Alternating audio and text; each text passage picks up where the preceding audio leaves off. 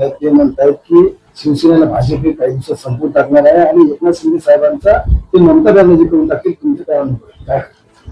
महाराष्ट्रातली जनता हे सगळं पाहून झालेली आहे की महाराष्ट्रात काय चाललेलं आहे.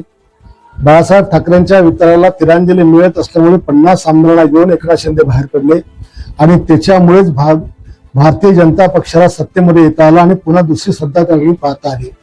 आणि एकनाथ शिंदे साहेबांना ममता बॅनर्जी करणं इतकं सोपं पण त्या ठिकाणचं नाहीये, कारण शेवटी त्यांच्या पाठीमागे तशी जनता आहे आणि तसं त्यांनी काम केलेलं आहे.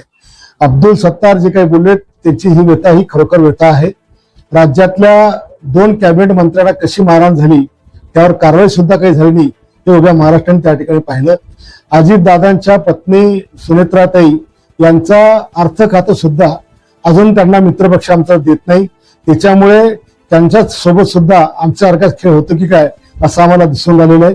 आणि माझ्या मतदारसंघात सुद्धा मी काही लक्षवेधी लावल्या तर भारतीय जनता पक्षाचे ज्येष्ठ मंत्री ते माझ्या लक्षवेधी सुद्धा लागू देत नाहीत. आणि भूखंड ज्या लोकांनी खाल्लेत ज्यांच्या मी लक्षवेधी लावल्या त्यांना पाठीशी घालायचं काम देखील या ठिकाणी होतं. एक माझ्या मतदारसंघात सुद्धा मला मोठ्या प्रमाणामध्ये या माझ्या मित्र पक्षाचा म्हणजे अन्याय आणि त्यांचा हस्तक्षेप मला या ठिकाणी पाहायला मिळतोय आणि हे या राज्याकरता चांगलं नाहीये.